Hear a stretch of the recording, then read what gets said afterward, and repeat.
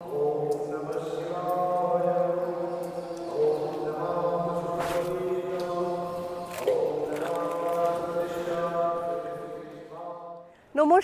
অনন্যার সাথে ইউটিউব চ্যানেলে আপনাদের সবাইকে স্বাগত জানাই। আমি অনন্যা। সামনেই শিবরাত্রি, আর আজকের ভিডিও তাই শিবরাত্রি স্পেশাল বাবা মহাদেবের জন্য আজকের ভিডিও। আমার দেখা বেশ কিছু সুন্দর সুন্দর শিব মন্দির আজকের ভিডিওতে আপনাদের সামনে তুলে ধরব। আপনারা যদি যান কিভাবে যাবেন, কখন মন্দির খোলা থাকে বা পুজো দেওয়ার সমস্ত নিয়ম আজকের ভিডিওতে আপনাদের সাথে শেয়ার করব।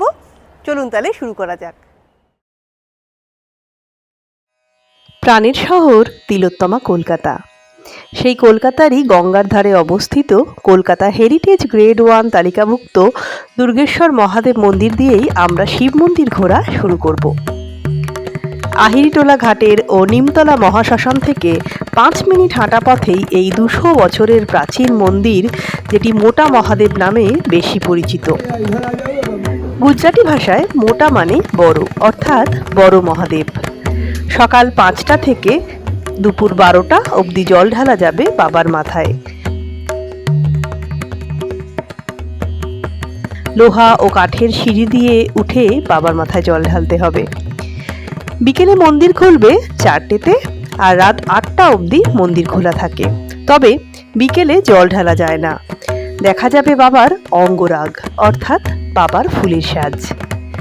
বাংলায় 8চালা গঠনশৈলী মন্দিরটির চারিদিকের দেয়ালে নেমেছে মহাদেবের জটার ন্যায় বটের ঝুড়ি, আর সেই বটের ঝুড়িতেই বাঁধা রয়েছে ভক্তদের নানান মনস্কামনা। এই মন্দিরের শিবলিঙ্গের বৈশিষ্ট্য হলো এখানে মহাদেবকে শিকলে বেঁধে রাখা হয়। আহিরিটোলা ঘাটের সামনেই নিমতলা মহাশ্মশানের কাছেই এই ভূতেশ্বর মন্দির। 300 বছরের প্রাচীন এই শিব মন্দিরটিকে শ্রী আদি ভূতনাথ মন্দিরও বলে।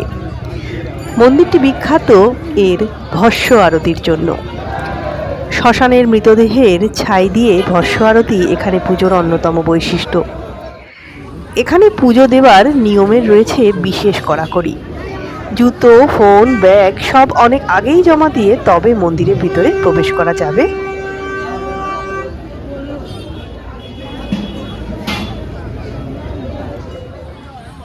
পুজোর ডালা নেওয়ার জন্য রয়েছে অসংখ্য দোকান। বাবাকে স্পর্শ করে পুজো দিতে গেলে আসতে হবে একদম ভোরবেলায়। রোজই মন্দির খোলা সকাল থেকে সন্ধ্যা অবধি। শিবরাত্রিতে হয় বিশেষ পুজো এখানে।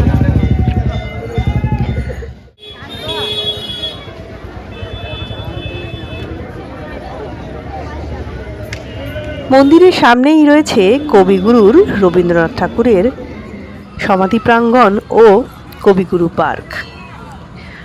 সুন্দর সাজানো গোছানো অনেক বসার জায়গা।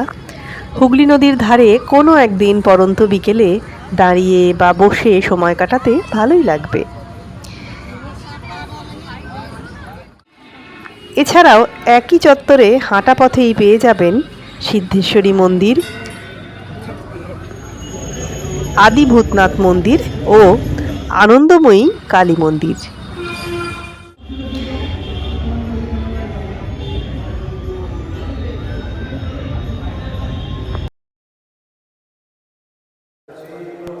এবার কলকাতা থেকে একটু দূরে চলে এসেছি শিবনিবাসে। এই হলো শিবনিবাসের মূল মন্দির। মহারাজা কৃষ্ণচন্দ্রের প্রতিষ্ঠিত শিবনিবাস।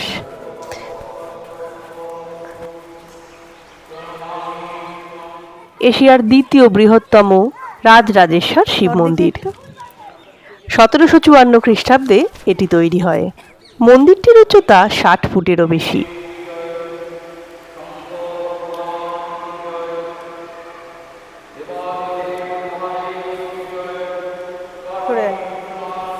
পুজো দিতে গেলে সকালে আসতে হবে, বিকেলে শুধু দর্শন করতে পারবেন। আর মন্দিরের ভিতরে কালো কোষ্টি পাথরের শিবলিঙ্গের উচ্চতা 10 ফুট বা তারও বেশি হবে, আর বের 36 ফুট। সিঁড়ি দিয়ে উঠে তবেই বাবার মাথায় এখানে জল ঢালা যাবে। তাই এই শিবলিঙ্গ যেমন সুউচ্চ তেমনই জাগ্রত বলে বিশ্বাস শিব ভক্তদের। প্রতিদিন নিত্য পুজো হলেও শিবরাত্রি, নীলষষ্ঠী বা রামনবমীতে এখানে বিশেষ পুজোর আয়োজন হয়। গোটা শ্রাবণ মাস জুড়ে, বিশেষত শ্রাবণ মাসের সোমবার, শিবের মাথায় জল দেন অগণিত ভক্ত। অনেক ভক্ত আবার নবদ্বীপ থেকে জল নিয়ে হেঁটে শিবনিবাস এসে বাবার মাথায় জল ঢালে। এশিয়ার দ্বিতীয় বৃহত্তম শিবলিঙ্গ শিবনিবাসে আমরা বাবার দর্শন করলাম। এখন সেই মন্দিরের বাইরে দিয়েই আমরা প্রদক্ষিণ করছি। আর অর্ধ প্রদক্ষিণেই হচ্ছে এখানে পুণ্য লাভ। মানে বাবার জল যে ড্রেন অবধি যায়, পুরোহিত মশাই বললেন ওই অবধি প্রদক্ষিণ করতে হবে। সেই অবধি আমরা চলেই এসেছি প্রায়। আর এই আশপাশে প্রচুর ফাঁকা জায়গা আছে। এইখানে মেলা বসে, ভীম একাদশীতে মেলা বসে, তারপর শিবরাত্রি উপলক্ষে 1 মাস আগে থেকে অনেক বড় মেলা বসে, পুরো এই মাঠ জুড়ে মেলা বসে। এখানে মূলত শিব মন্দির, তাছাড়াও রয়েছে রাম সীতা মন্দির। রাজরাজেশ্বর শিব মন্দিরটির সামনে এটি রাজরাগেশ্বর শিব মন্দির। শোনা যায় মহারাজা কৃষ্ণচন্দ্র তার 2 রানীর জন্য 2টি মন্দির বানিয়েছিলেন। প্রথমা স্ত্রীর জন্য বড় রাজরাজেশ্বর মন্দিরটি ও ছোট রানীর জন্য এই রাজরাগেশ্বর শিব মন্দিরটি। এই মন্দিরটির প্রতিষ্ঠাকাল 1762 খ্রিস্টাব্দ। আমরা সচরাচর স্থানীয় মন্দিরে যে সমস্ত শিবলিঙ্গগুলো দেখে থাকি, এটাই তার থেকে অনেক বড়। আর ওই শিবলিঙ্গটার কথা নয় বাদই দিলাম। বাবা জয় ভোলেনাথ। এই শিবনিবাসে এসে কিন্তু আপনারা ভোগ প্রসাদও গ্রহণ করতে পারেন। সেক্ষেত্রে ওই মন্দিরে, রাম সীতা মন্দিরে একটা নম্বর আছে। এই হলো সেই নাম্বার আমি বলছিলাম। ভোগের জন্য আপনারা আগের দিন এই নাম্বারে ফোন করে কথা বলে চলে আসতে। দিনে 2 বার এই মন্দির খোলে, সকাল থেকে এই বেলা 12:30 অবধি, তারপর আবার দুপুরে বন্ধ থাকে। বিকেলে 4টে থেকে 6:30 অবধি মন্দির খোলা থাকে। আপনারা এসে পুজো দিতে পারেন, বাড়ি থেকেও সব নিয়ে আসতে পারেন, আবার এখানেও ডালা বিক্রি হচ্ছে, সেখান থেকে কিনেও পুজো দিতে পারেন।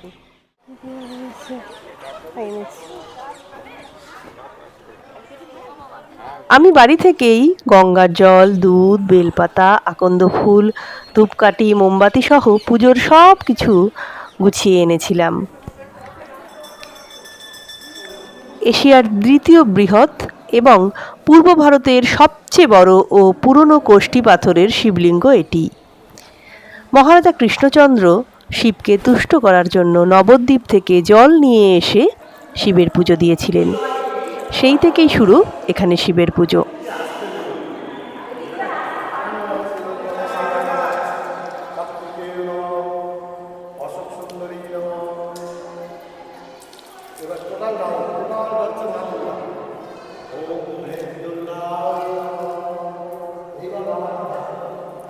আচ্ছা শোনো ধরো।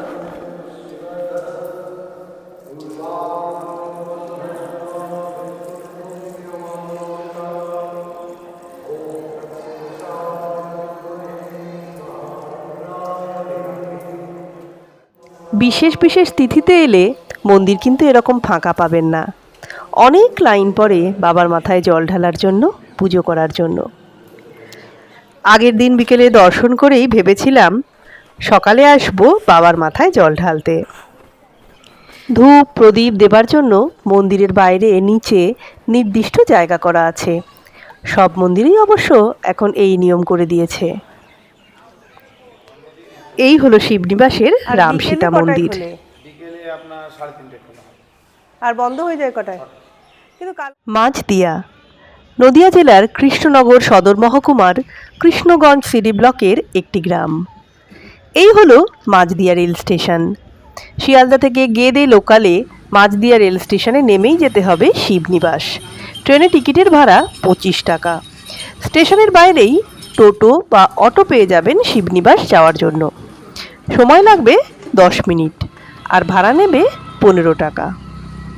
পথে পড়বে চূর্ণী নদীর ওপর এই ব্রিজ। এই ব্রিজ ছাড়িয়ে খানিক এগিয়ে এই যে ব্রিজটা, এটা নতুন হয়েছে শিবনিবাস যাওয়ার জন্য।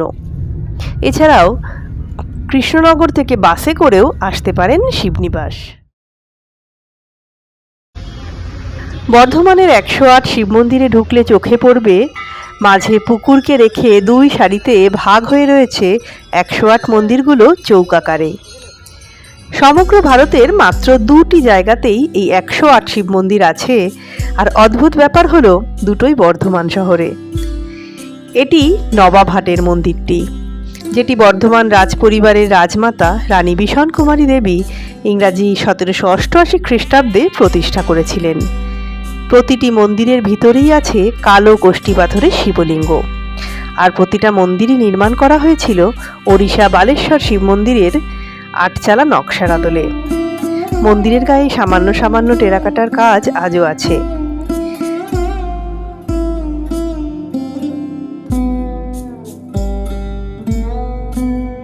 প্রতিদিনই নিত্য পুজো হয়, তবে শিবরাত্রি, নীলষষ্ঠীর মতো বিশেষ দিনে বা শ্রাবণ মাসের সোমবারে লক্ষাধিক ভক্তের সমাগম হয় এখানে।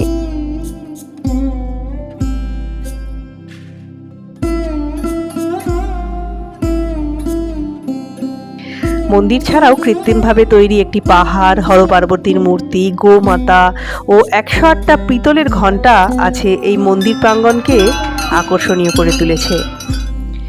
জপমালার 108টি ফুলের মতোই 108টি স্থাপত্যকে গেঁথে যে মন্দির নির্মাণ হয়েছিল 200 বছরেরও বেশি আগে, তা আজও পর্যটক ও ভক্তদের কাছে একটা বিস্ময়। মন্দির খোলা সকাল 6টা থেকে 12টা ও বিকেল 4টে থেকে 7টা অবধি। বর্ধমানের নবাবহাট বাস স্ট্যান্ডের কাছেই এই 108 শিব মন্দির অবস্থিত।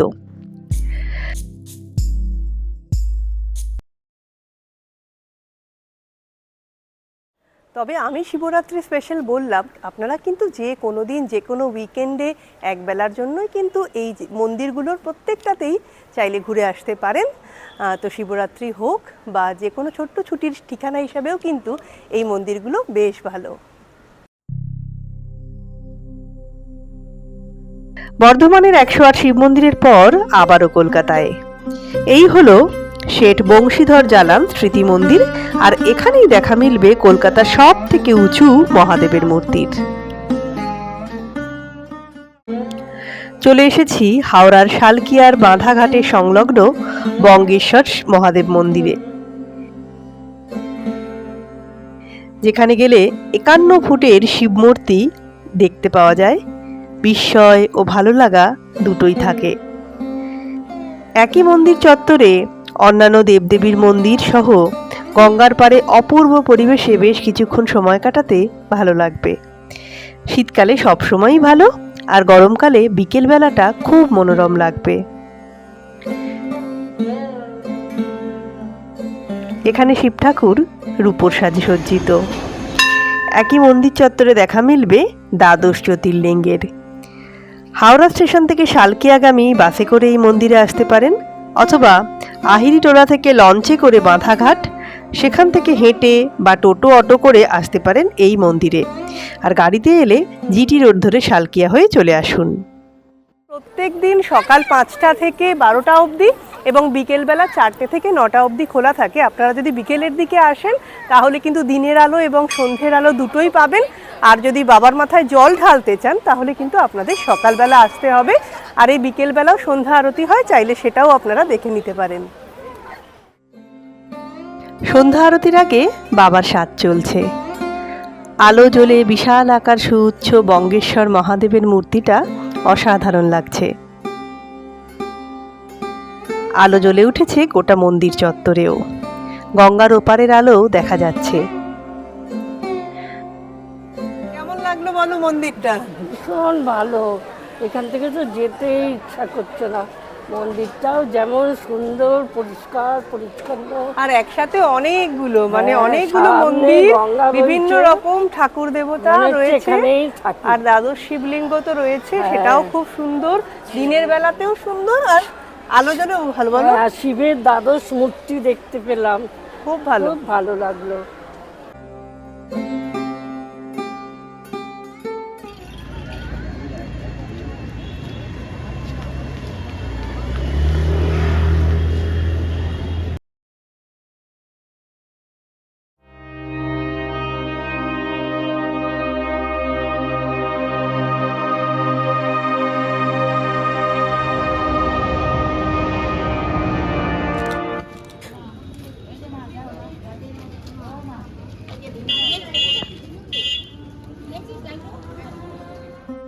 ভাগীরথীর তীরে মন্দির নগরী কালনা। একদিনে ঘুরে ফিরে আসা যায় এমন জায়গা হিসাবে কালনা খুবই ভালো। সমগ্র কালনা জুড়েই ছড়িয়ে রয়েছে অসংখ্য মন্দির, যার মধ্যে অন্যতম কালনার 108 শিব মন্দির, যেখানে শিব মন্দিরে সাদা ও কালো এই দুরকম শিবলিঙ্গই দর্শন পাওয়া যায়। বাইরের বৃত্তে রয়েছে 74টি শিব মন্দির।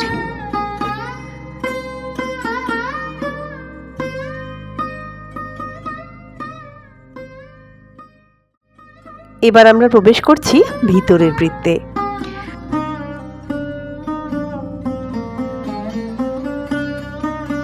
ভিতরের বৃত্তে রয়েছে 34টি শিব মন্দির, যেখানে সব শিবলিঙ্গগুলোই সাদা।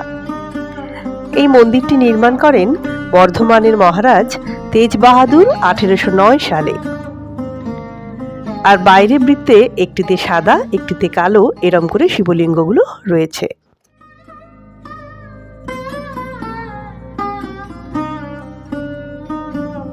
কত পুরনো মন্দির, তাও প্রতিটা মন্দিরের মাথায় তখন থেকেই রয়েছে আর্থিং এর ব্যবস্থা। মন্দিরগুলো যে শুধু বৃত্তাকারে ঘুরছে তা নয়, শিবলিঙ্গগুলোর অবস্থানও কিন্তু ঘুরছে। প্রতিটা মন্দির ঘুরে সেটা বেশ লক্ষ্য করলাম। প্রতিদিনই মন্দির খোলা থাকে সকাল 8টা থেকে সন্ধ্যে 7টা অবধি।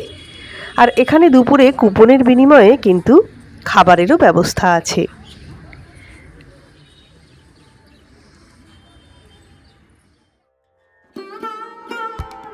কলকাতার খিদিরপুরে ভূকৈলাস শিব মন্দির প্রায় 250 বছরেরও পুরনো।